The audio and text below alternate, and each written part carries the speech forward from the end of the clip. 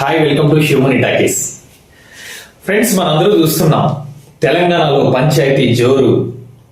ఒకవైపు మనం చూసుకున్నట్లయితే ఒక 15-20 రోజుల నుంచి ఎలక్షన్లు, పంచాయతీ ఎలక్షన్లు. ముందుగా ఏం చెప్పాలంటే, ఏ ఎలక్షన్ అయినా ఇంత హంగామా ఉండదన్నమాట. ఒక పంచాయతీ ఎలక్షన్ అయితే మాత్రమే ఆ రేంజ్లో హంగామా అనేది సృష్టిస్తారన్నమాట పల్లెల్లో. అసలు ఏ ఎలక్షన్కే పెద్దగా ఉండదు. ఎమ్మెల్యే ఎలక్షన్ కానీ, ఎంపీ ఎలక్షన్ కావచ్చు, ఇంకోటి జెడ్పీటీసీ, ఎంపీటీసీ, ఏదైనా కానీ పెద్దగా అంత హడావిడి అనేది ఉండదు అనమాట. ఓన్లీ ఒక సర్పంచ్ ఎలక్షన్ మాత్రం ఎందుకు అంత హడావిడి? మనం తెలంగాణ చూసుకున్నట్లయితే 15-20 రోజుల నుంచి ఎక్కడ చూసినా దీని గురించే ఉంటుంది. ఎందుకంటే వాళ్ళ గడువు ముగిసింది కాబట్టి, 5 సంవత్సరాలు దాటింది కాబట్టి 15 రోజుల నుంచి మొత్తం చాలా కష్టపడుతూ చాలా వరకు వారి వారి బలాన్ని చాటుకునే ప్రయత్నం అయితే చేశారన్నమాట. ఆఖరికి ఎవరు ఎంతమంది బరిలో దిగినా, ఎవరు ఎంతమంది నిలిచినా గెలుపు ఒక్కరికే వరిస్తుంది. 100 మంది పోటీ చేసినా 100 ఓట్లే ఉన్నా ఖచ్చితంగా ఒక్క ఓటు ఎవరికి పడుతుందో ఎక్స్ట్రాగా వారే గెలుపు. మనందరికీ తెలుసు పంచాయతీలు అంటే తక్కువ మెజారిటీలో ఓటింగ్. మనం చెప్పుకున్నట్లయితే చిన్నవాటి నుంచి పెద్ద ఒకటి వరకు మనం చూసుకున్నట్లయితే పల్లెల్లో పంచాయతీలు అయితే ఒక 1000-1500 నుంచి పంచాయతీలు ఓట్లు స్టార్ట్ అవుతాయి అన్నమాట. పెద్ద పెద్ద పంచాయతీలు అయితే 4000, 5000, 10,000 ఉన్న మెజారిటీ ఉన్న పంచాయతీలు కూడా ఉంటాయి. ఆ 1500, 2000 మంది, 3000 మంది జాస్తి అంటే 4-5 తప్ప దానికి పైన నాకు తెలిసినంత వరకు పెద్దగా ఉండరు అనుకుంటా ఓటర్లు. ఎన్నో తిప్పలు, ఎన్నో టెక్నికల్స్, రకరకాలుగా ప్రయత్నిస్తుంటారు గెలవటానికి. దాంట్లో ఒక్కొక్క పంచాయతీలో 10 మంది కూడా అభ్యర్థులు ఉంటారు. అలాంటి సిచ్యువేషన్ అన్నమాట పంచాయతీ అంటే. మొత్తానికైతే కాంగ్రెస్ ఆల్రెడీ అధికారంలో ఉంది గనక కాంగ్రెస్ అయితే సాధ్యమైనంత వరకు ఎక్కువగానే పోరాడింది. మనం అనుకోవచ్చు ఏది అధికారంలో ఉంటే వాటికి ఎక్కువ వస్తుందని, కానీ అది కూడా ఒక రకమైన అబద్ధమే అని చెప్పుకోవాలి. ఎందుకంటే ఇంతకుముందు మనం చూసుకున్నట్లయితే ఆంధ్రప్రదేశ్లో వైసీపీ గవర్నమెంట్ ఉంది. చాలా వరకు టీడీపీకి ఎక్కువ పంచాయతీలు వచ్చినట్లుగా న్యూస్లో అంతా మనం చూసాం. కానీ ప్రజల్లో మార్పు అనేది వస్తే మారుతారు, లేకపోతే ఏ గవర్నమెంట్ ఉందో దానికి ఓటేస్తారు. కొన్ని పంచాయతీలు కొంతమంది మాత్రమే మనం ఏదైనా చేసుకోవాలి, ఏదో ఒకటి మన పంచాయతీకి ఏమైనా రావాలి, చేసుకోవాలి, మనం ఫలానా పార్టీ ఇప్పుడు ఉంది కాబట్టి దాన్ని గెలిపించుకుంటే మనం ఏమైనా చేసుకోవచ్చు అనే ఉత్సాహంతో కొంతమంది మాత్రం ఫిక్స్ అవుతారు. కొంతమంది ఏకగ్రీవంగా కూడా ఎన్నుకుంటారు. ఎందుకంటే వాళ్ళ ఊర్లో ఏదో గొడవ ఏదో ఉంటాయి, ఏదో చేసుకోవాలి, ఏదో ప్రయత్నించాలి, అందరూ కాంప్రమైజ్ అయ్యి అందరూ ఒక్కటిగా కలిసి ఏదైనా చేద్దామనే ఒకే ఒక్క ఉద్దేశంతో వాళ్ళు అలా చేస్తూ ఉంటారన్నమాట. ఇలా చూసుకున్నట్లయితే పాపం చాలా మంది అయితే కష్టపడ్డ ఫలితం దక్కలేదు, చాలా మంది నిరాశకు గురయ్యారు. వారి పాపం వాళ్ళది. మొత్తానికి పల్లెల్లో డబ్బులు ఏరులై పారింది.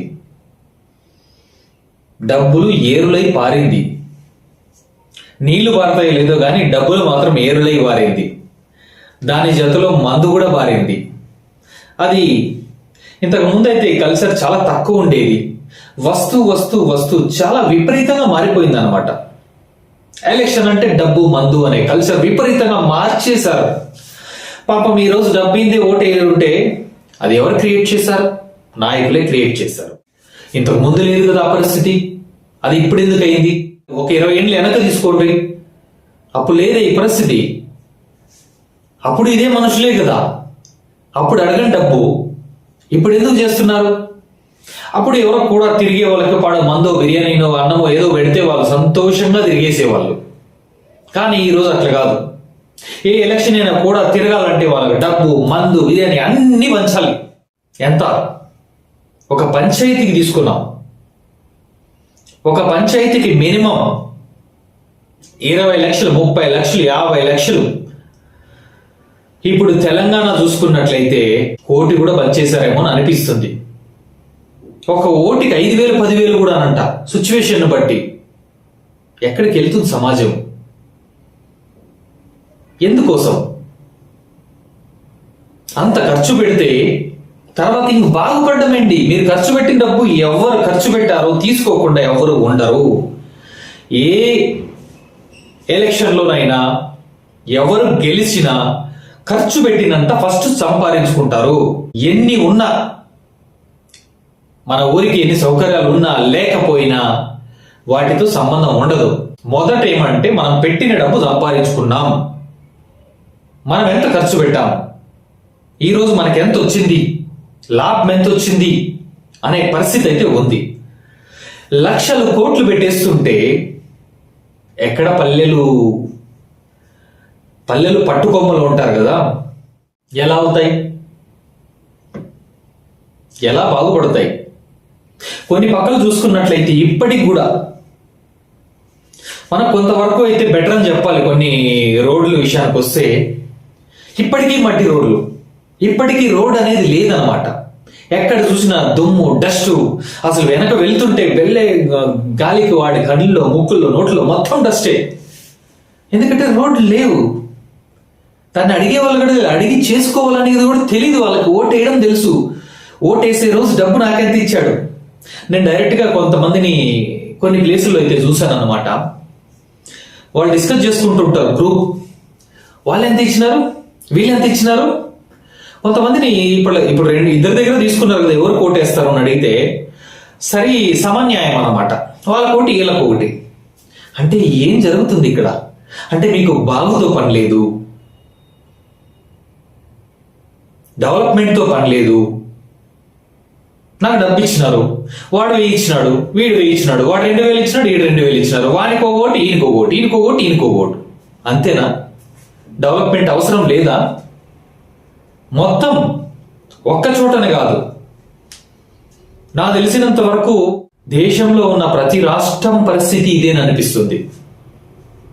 ఎందుకంటే నేను దగ్గర కర్ణాటక, ఇక్కడ ఆంధ్ర, 2 స్టేట్లు చూస్తున్నాను అన్నమాట. ఎలక్షన్ వచ్చినప్పుడు 2 ప్లేసుల్లోనూ గమనిస్తే చాలా వరకు డబ్బు. నాయకులు అనేవాడు మీకు డబ్బిచ్చి మీరు డబ్బు తీసుకొని ఓటేస్తే ఎక్కడ నీకు అడిగింది చేస్తాడు? నువ్వేమైనా సమస్యను పోతే పట్టించుకోడు. నిండా ప్రెజర్ చేస్తే ఓటు డబ్బు తీసుకోలేదా, మందు తీసుకోలేదా అని అడుగుతాడు. అప్పుడు ఎలా? అప్పుడు ఏం చేయాలి? నువ్వు చేసిన తప్పుకి, ఎందుకంటే ఇది ఎన్నో జరిగాయి అన్నమాట. నేను విన్నాను, చూశాను. అడగలేడు, తీసుకున్నాం, డబ్బు తీసుకున్నాం, మందు తీసుకున్నాం, ఇంకెలా? నువ్వు అనుకున్నావు ఎలా చేస్తారు? కానీ ఒక ఓటు విలువ ఒక మందు బాటలేనా? ఒక ఓటు విలువ 1000, 2000, అలాగే 5000, లేకంటే 10,000. మన భారతదేశంలో 73వ రాజ్యాంగ సవరణలో పంచాయతీలకి రాజ్యాంగ సవరణ ఇచ్చారనమాట, రాజ్యాంగ చట్టబద్ధత ఇచ్చారనమాట. కేంద్ర రాష్ట్ర ప్రభుత్వాలు అన్నీ కలిసి పంచాయతీలు డెవలప్ కావాలి. ఎందుకంటే మనం ఫర్ ఎగ్జాంపుల్ చేయాలంటే ఎందుకు ఇలా చేశారంటే, ఒక ఐసు ముక్కను తీసుకొని ఒక లాస్ట్లో 100 మంది ఉంటారు, 100 దగ్గరికి పోవాలి. ఇలా పోయేసరికి అక్కడ ఏమి ఉండదు, ఇంత ఉంటుంది, కరిగిపోయి ఉంటుంది. ఇలా అమౌంట్ కరిగిపోకుండా పల్లెలు అనేవి అభివృద్ధి కావాలి. మొదట ఉన్నది పల్లెలకు ప్రిఫరెన్స్ ఇవ్వాలనే ఒకే ఒక కారణంతో ఇంతకుముందు జరుగుతున్నవి చూశారు కనుక కొంతమంది డెవలప్మెంట్లు కావాలి, పల్లెల్లో చాలా పేదరికం ఉంది, పల్లెల్లో చాలా గలీజ్ ఉంది, చాలా నీట్నెస్ అనేది కరువు అయిపోయింది అనే ఒకే ఒక ఉద్దేశంతో ఆ కాలంలో అప్పట్లో దాన్ని సవరించారన్నమాట. సవరించి చట్టబద్ధత తెచ్చి దానికి ఒక పంచాయతీ రాజ్ అనేది ఒక ఎవరికీ లేనటువంటి అధికారం అనేది పల్లెలకి ఇచ్చారనమాట. స్ట్రైట్గా పంచాయతీకి వచ్చే డబ్బును స్ట్రైట్గా వాళ్ళు దేనికైనా ఖర్చు పెట్టుకోవచ్చు అనే లెక్క ఒక పంచాయతీకి మాత్రమే ఉంది. ఎందుకంటే పంచాయతీలు డెవలప్ కావాలి, పల్లెలు డెవలప్ కావాలి. మొదట పల్లెలు నేను బాగుంటే, అదే అన్నారు కదా ఏదో కవి, పల్లెలు పట్టుకొమ్మలోనే. పల్లెలు బాగుంటేనే, ఒక చెట్టుకు కొమ్మలు అనేవి బాగుంటేనే చెట్టు బాగుంటుంది. కొమ్మల ఆకులు ఇరిగిపోతే అది ఏముండదు, కొద్ది రోజులకి ఎండిపోతుంది, చెట్టే ఎండిపోతుంది కొద్ది రోజులకి. ఎంత బాగా కొమ్మలు ఎంత బాగా చిగురించి ఎంత బాగా పచ్చదనం అనేది ఉంటుందో దాన్నే చెట్టు అంటారు. అదే కొమ్మలు లేకుండా ఒకే కట్టి ఇలా ఉండిందనుకో ఎంత లావుదైనా కానీ ఎండిపోయిన మానంటారే కానీ దాన్ని చెట్టు అని పిలవరు. ఎండిపోయిన ఒక కట్టెతో సమానం అది. కాబట్టి పల్లెలు అనేవి కలకలలాడుతూ ఉంటే మాత్రమే చెట్టు బాగుంటుంది. చెట్టు అంటే మన ఇండియా, మన దేశం.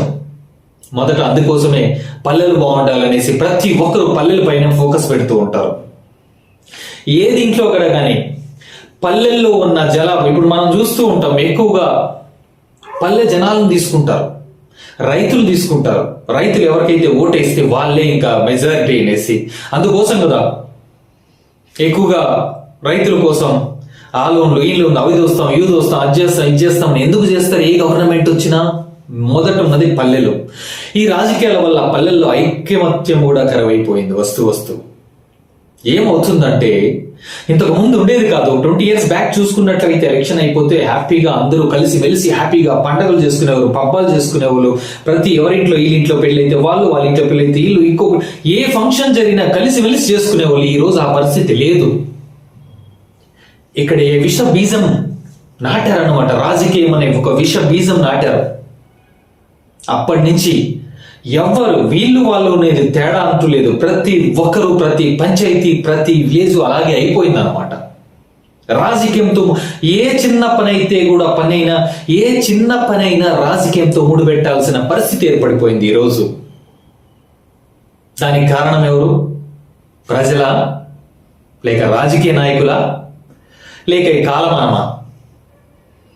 వీటన్నిటికీ జవాబు ఎవరికి తెలియనటువంటిది. దీనికన్నిటికీ కారణం ఓటర్ అనేవాడు మారాలి, ఓటు వేసేవాడు మారాలి, స్వార్థం అనేది పక్కన పెట్టాలి. ఇచ్చే 1000 రూపాయలు, ఒక రోజు పనికి పోతే 1000 రూపాయలు వస్తుంది. ఆ 1000 రూపాయల కోసం 5 సంవత్సరాలు ఎందుకు ఇలా బతకాల్సి వస్తుంది?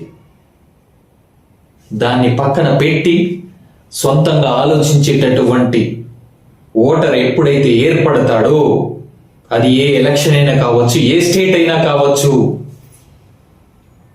అప్పుడే మంచి సమాజాన్ని మనం ఎన్నుకోగలం. ఎందుకంటే డెవలప్ చేయాల్సింది చాలా ఉన్నాయి. ఇప్పుడు ఏమీ లేదు నాకు తెలిసినంత వరకు. ఇంకా ఎంతో డెవలప్ కావాలి. వీటన్నిటికీ సమాధానం దొరకాలంటే వెయిట్ చేయాల్సిందే. ఎప్పటికైనా ఓటర్ మారుతాడా అని. Thank you so much. Video నచ్చినట్లయితే లైక్ చేయండి, షేర్ చేయండి, సబ్స్క్రైబ్ చేయండి.